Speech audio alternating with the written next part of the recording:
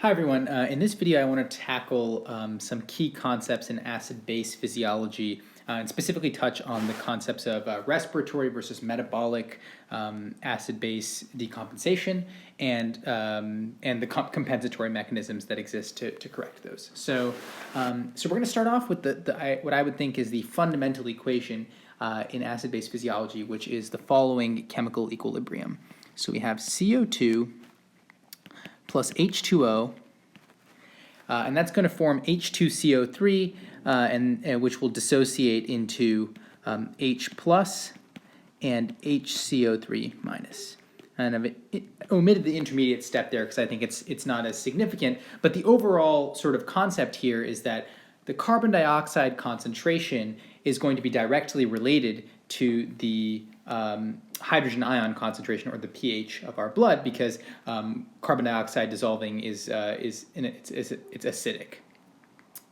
And so when we think about these parameters, I think it's important to keep in mind that the things that set all of the members of this equation are slightly different. So for carbon dioxide, our carbon dioxide is going to be set by our carbon dioxide production, V dot CO2, and it's going to be related to our alveolar ventilation by the following equation. So we have our V dot CO2 is going to be related to our PaCO2 and our alveolar ventilation rate. And this is basically saying that the amount of CO2 that we produce is going to be equal to the amount of CO2 that we excrete, where the amount of CO2 that we excrete is going to be basically equal to our alveolar ventilation rate, how often we're breathing, and what the concentration of stuff is that we're breathing out, and that's our PaCO2. And so ultimately, this process of ventilation occurs very fast. This is very fast. And so we can think of the carbon dioxide, the concentration of carbon dioxide in our blood, the PaCO2, as being sort of a fixed quantity because it is being set by our supply, or a supply of carbon dioxide, production of carbon dioxide, and our ventilation rate. And these two things are, this equilibrates very quickly. So carbon dioxide in this above equation, this carbon dioxide here is kind of a constant entity. It is set by factors outside of this equation, and it comes to this equation as a fixed quantity determined by our production and excretion of carbon dioxide. Okay, now let's talk about bicarbonate. So bicarbonate is this ion over here, and it is regulated in part by the kidney. So the kidney has the ability to either retain or reabsorb, actually is a better term there. So filtration versus reabsorption. And the kidney can in some ways regulate, therefore, our bicarbonate ion. Now, this process is slightly slower. This process is a little bit slower. So this does not happen immediately.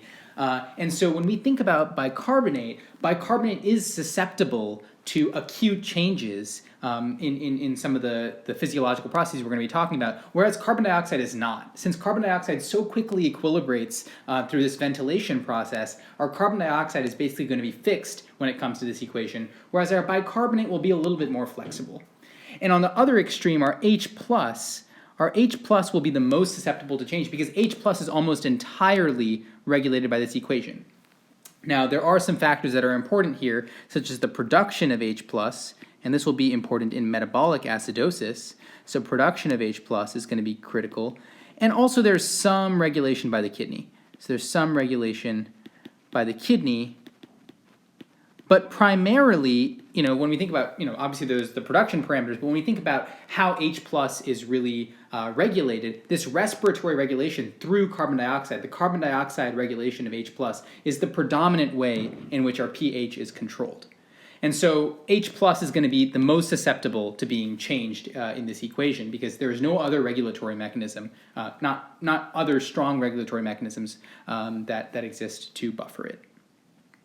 Okay, so now let's think about this in the context of respiratory and metabolic acidosis. So respiratory acidosis. So what happens in respiratory acidosis is our ventilation goes down for whatever reason. So we have a decrease in our VA dot, and that's going to lead to, if we have the same V dot CO2 is constant.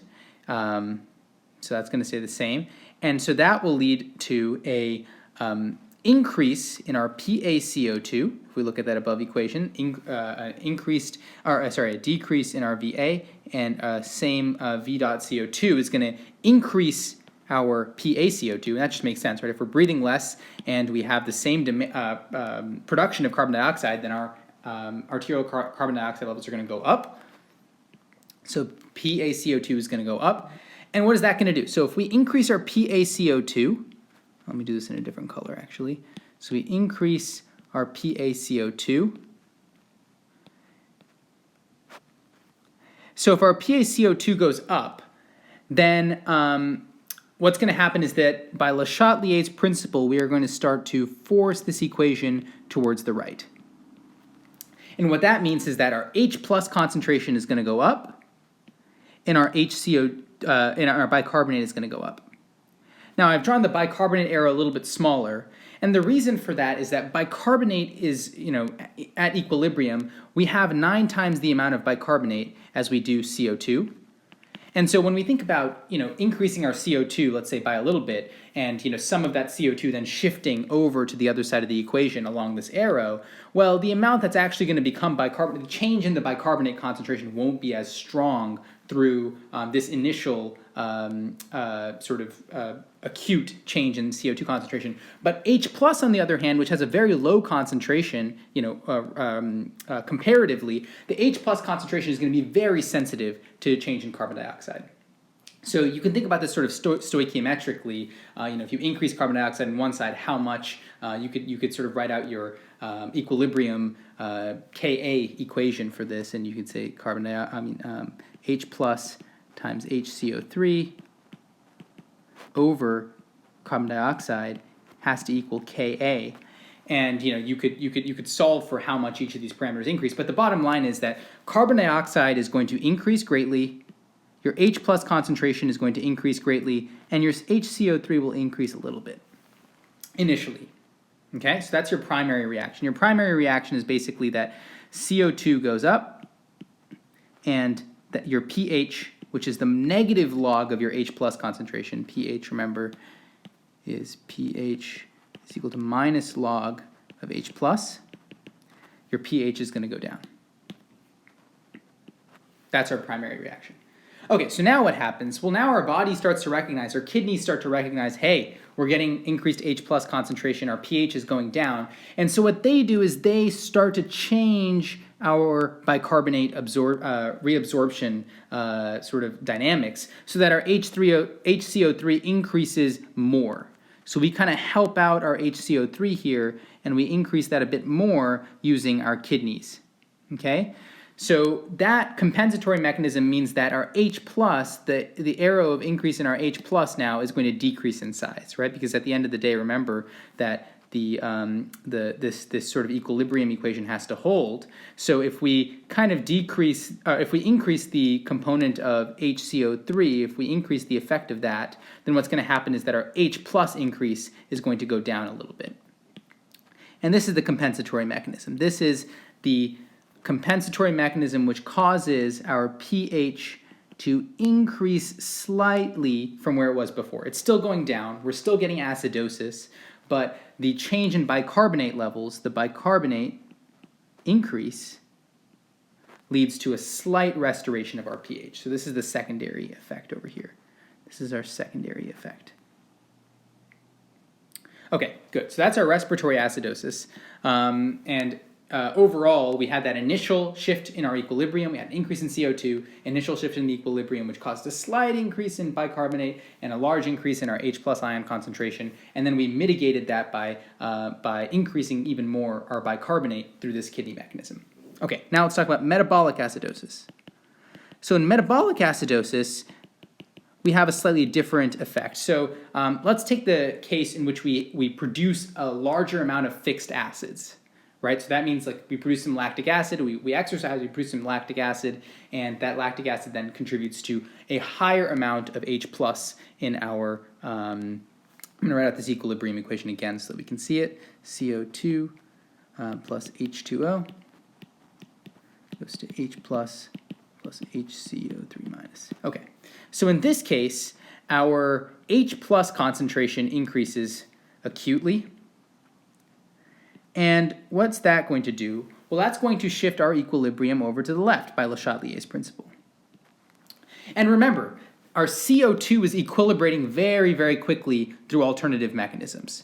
So our CO2 concentration is not really going to change much, right? It's, we might get a slight increase in our CO2 just by forcing this equation to the left, but since CO2 is mostly getting huffed off in our breaths, the ventilation effect is going to quickly re-equilibrate our CO2 to the by those two parameters that we talked about before, our production of CO2 and our alveolar ventilation rate. So that CO2 effect is not going to be as strong, but we will get a decrease in our bicarbonate, right? So if our CO2 is getting equilibrated, our CO2 is not changing because those other mechanisms are so quick to re-equilibrate our CO2. Our bicarbonate now is going to go down acutely, right? Because when we think about our equation again, H plus times HCO3 minus over CO2 has to be constant. It has to be equal to our Ka, the acid dissociation constant. If our H plus goes up, HCO3 has got to go down if our carbon dioxide stays constant. Okay, so that's what happens acutely. Our primary response here in metabolic acidosis, the primary response is that H plus goes up, or pH goes down. That's what I wrote last time, so let me stick with pHs. pH goes down, and our HCO3, our bicarbonate ion, goes down, concentration. Okay, so now what happens? Well, now our body recognizes, hey, we're increasing our hydrogen ion concentration. And so what does it do? Well, first, one thing that it obviously does is it says, okay, well, we're decreasing our bicarbonate. Let's get the kidneys to work a little bit harder to hang on to as much bicarbonate as possible. So that definitely happens. We definitely have some kidney regulation. Kidneys start to regulate bicarbonate to hang on to bicarb. But the issue is, we're producing lactic acid so much that all of this bicarb is getting siphoned off into through this leftward shift in the equilibrium. So that slow compensatory mechanism is not as strong here. But what is very strong, is the compensatory mechanism of increasing our ventilation rate.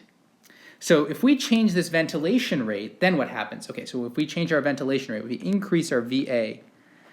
Well, then what happens is that remember, if we have a constant VCO2, again, our demand for carbon dioxide is not changing. The production of carbon dioxide is not changing. So that leads to a decrease in our PaCO2 if we increase our ventilation rate.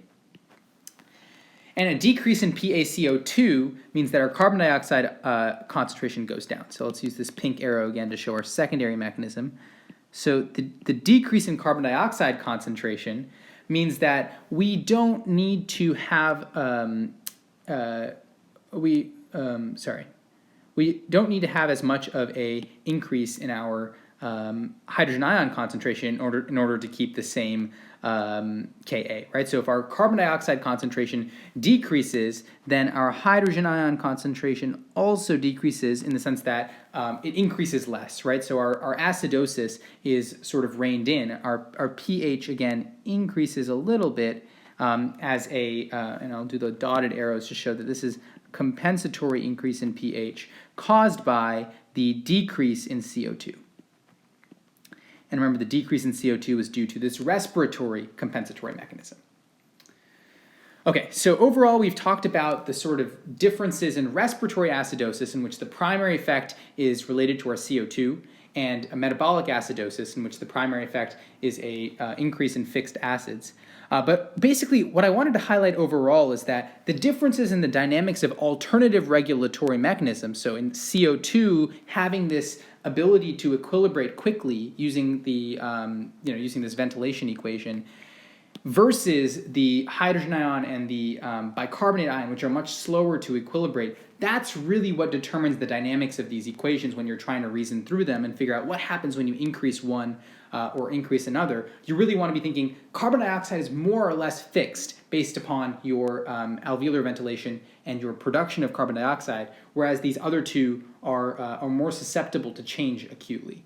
And so hopefully that helps reason through some of these concepts. Yeah, thank you for listening.